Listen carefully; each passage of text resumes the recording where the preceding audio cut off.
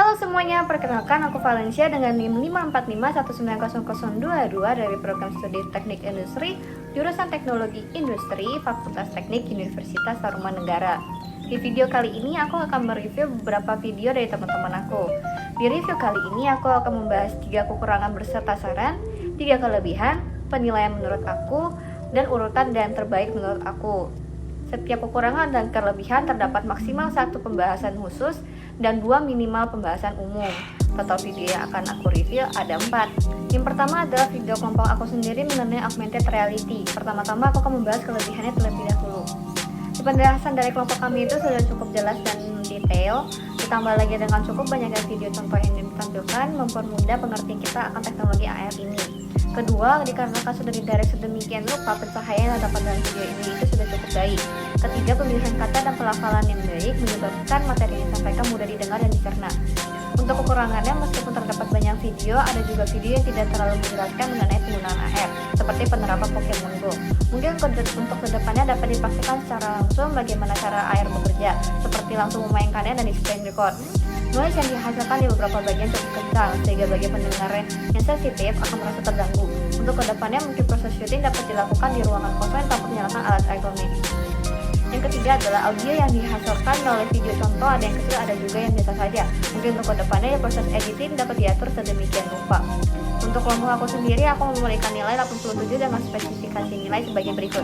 Kedua adalah video dari kelompok 3 mengenai sensor. Pertama-tama aku akan membahas kelebihannya terlebih dahulu. Penjelasan yang disampaikan sudah cukup detail. Selain itu, contoh yang disampaikan cukup banyak dan juga cukup jelas di kehidupan sehari-hari, terutama di era new normal ini. Kedua, penyampaian video kelompok 3 itu cukup menarik sehingga dapat menarik perhatian penonton. Dan yang terakhir adalah audio dari kelompok 3 itu baik dan semua anggota dapat terdengar dengan jelas. Untuk kekurangannya, tidak ada penjelasan yang cukup detail mengenai bagaimana cara kerja sensor di contoh apapun. Mungkin untuk kedepannya dapat diberikan satu contoh dengan penjelasan detail mengenai cara kerja sensor tersebut. Yang kedua adalah ekspresi kelompok yang cukup dasar dapat menyebabkan penonton merasa kurang semangat dalam menonton. Mungkin untuk kedepannya boleh senyum sedikit atau mengasah ekspresi wajah yang tertarik dengan materi yang disampaikan. Dan yang terakhir adalah adanya noise yang masuk di bagian awal yang cukup kencang. Sama seperti di review yang pertama, mungkin untuk kedepannya ketika melakukan syuting dapat dilakukan di ruangan yang kosong tanpa menyalakan alat elektronik apapun untuk mengurangi noise yang masuk. Untuk kelompok 3, aku memberikan nilai 86 dengan spesifikasi nilai sebagai berikut. Yang ketiga adalah video dari kelompok 9 mengenai penerapan IoT pada smart home. Pertama-tama aku akan membahas kelebihannya terlebih dahulu. Penjelasan yang cukup singkat namun jelas menghasilkan penjelasan yang cukup mudah dimengerti oleh penonton.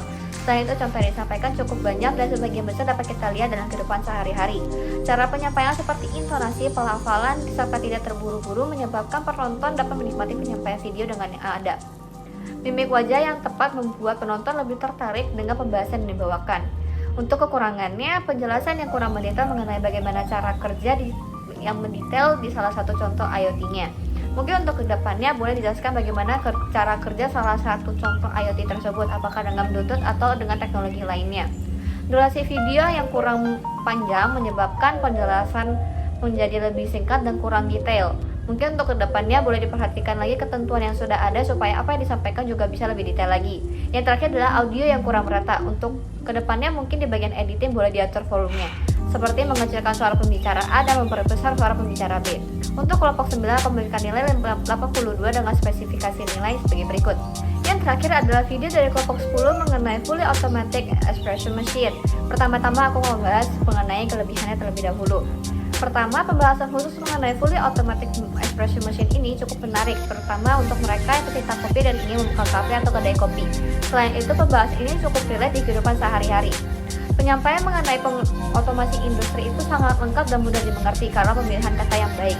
Cara penyampaian yang baik, pelafalan yang baik, pemilihan kata yang baik, dan tidak terburu-buru menyebabkan penonton dapat merasa jelas dan mengerti apa yang disampaikan.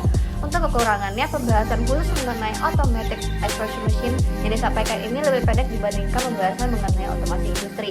Mungkin untuk kedepannya boleh dicari lebih detail lagi mengenai pembahasan khususnya. Video contoh di akhir video tidak sesuai dengan apa yang dijelaskan. Mungkin untuk kedepannya boleh dicari video yang sesuai dengan apa yang dijelaskan. Dan yang terakhir adalah audio yang cukup bergema. Untuk kedepannya mungkin dapat dilakukan rekaman dengan menggunakan earphone agar tidak bergema lagi.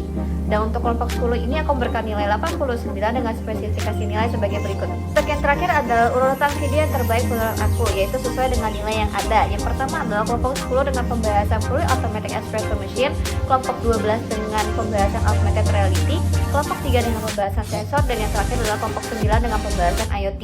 Sekian review dari aku, maaf apabila ada yang tersinggung melalui review ini.